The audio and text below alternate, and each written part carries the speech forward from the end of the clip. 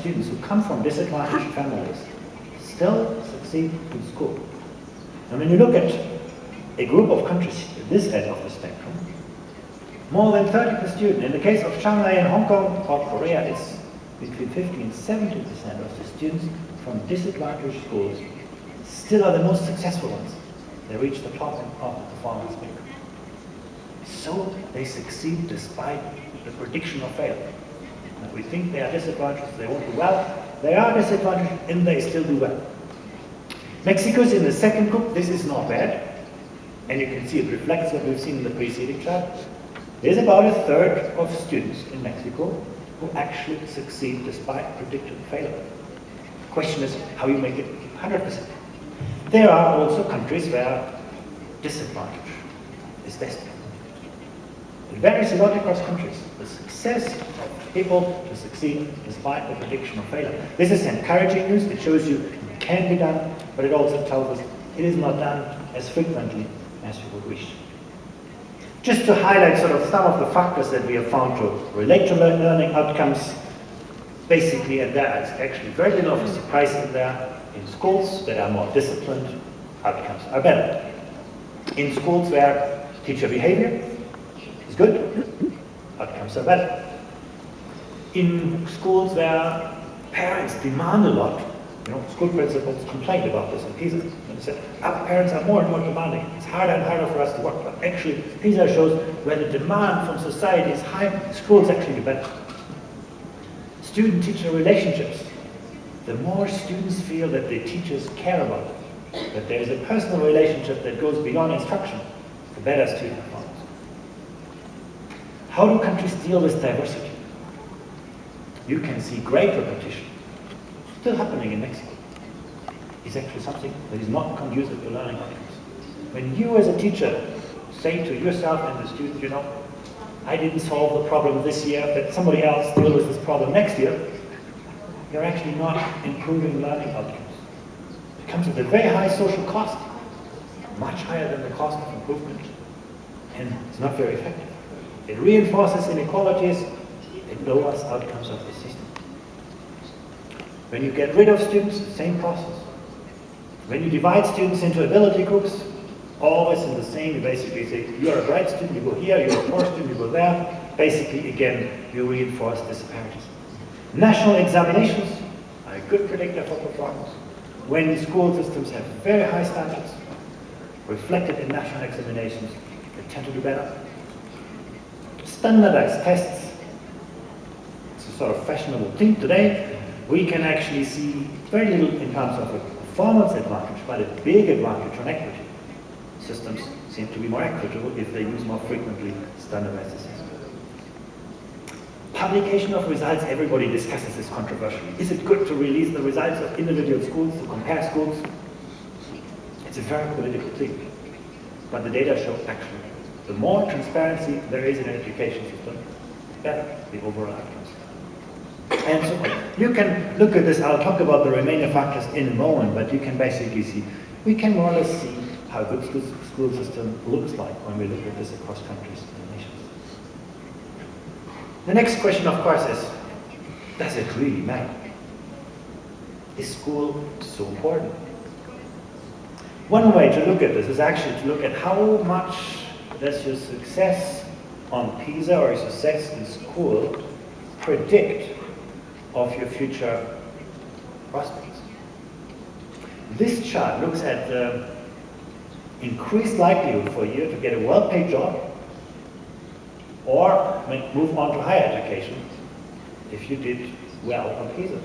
And you can actually see at age 19, those students who had at least reached this famous baseline level 2 were twice as likely to have moved on to college or a well-paid job. Those who had achieved level 3 4 times, those who had achieved level 4 8 times, those who had achieved level 5 16 times. What this tells you is that your performance on PISA is a very, very strong predictor for your success at age 19. Schooling matters. Learning outcomes matter. The bad news from this is what this also tells you is that what you haven't got right in school is very, very hard to correct.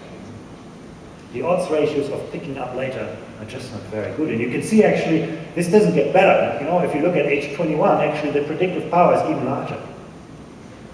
Now some people say, well, let's take away these strange foreign PISA results and go back to the judgments of teachers and school marks. Take away PISA, put in school marks. And you can actually see what you have learned in school reflected in your school marks.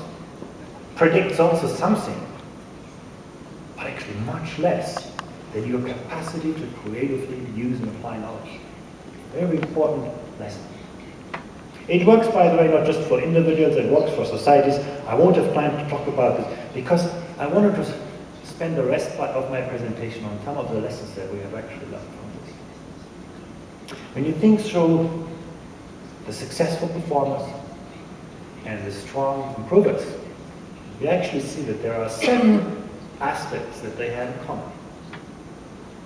The first looks almost trivial.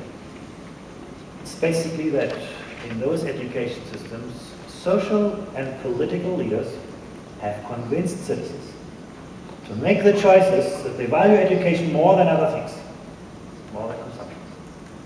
That's what you see in China. Every parent knows that education is important. Every student knows that. Every student invests the effort. Every teacher does their best to maximize the potential of children. You know, in every country in the world, presidents and ministers talk how important education is. But the question comes, how do they pay their teachers? Would you want your child to become a teacher? Basically, how much value is society placing on education? What's the demand for this? And that sounds very abstract, but if you look to Finland and Europe, to Japan and Asia, to China, to Canada and North America, that's one of the attributes successful systems share. And it's not enough to just say education is important. It's also important to believe that every student can succeed. You look at what those successful systems have in common is that they have universal, ambitious standards that count for every student. Sometimes they set minimum standards, you see that? But actually they all are very clear about what good performance really means. And they have no tolerance for failure. You know, you're an immigrant student, you're challenged, you've got to do well at school. You're a student from a poor family, you're challenged, we help you to improve. It's this belief that every child can succeed. As opposed to this, many countries in Europe, I would also put Mexico into this category, many countries in Europe think that, you know, students are different, they come from different backgrounds, they have different talents, so let's them group in different school tracks, you know, let's them sort them somewhere, and then everybody will get what they're good for.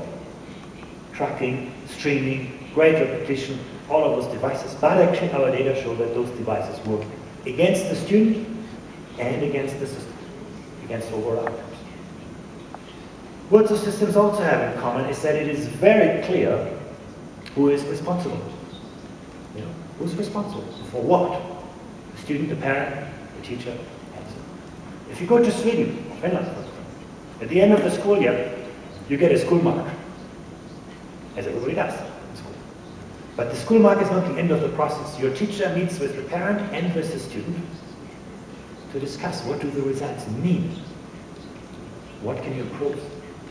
And the golden rule in that process is that there's only one thing that is forbidden, and that is to complain about someone else. The teacher is not allowed to complain about the student, the parents are not allowed to complain about the teacher. Everybody has to say, what can I contribute to improve results? This is, accountability is very clear, who's in charge of what. And generally it works. And that's basically the performance objective for the next year. The next thing is that systems have very clear ambitions. They basically have competency-based national standards, national exams. We call them high-stakes gateways. There are steps in the education system where you need to succeed. Every student knows what I need to invest to get there. There is no way to buy yourself into a university. You need to succeed in school to get there. High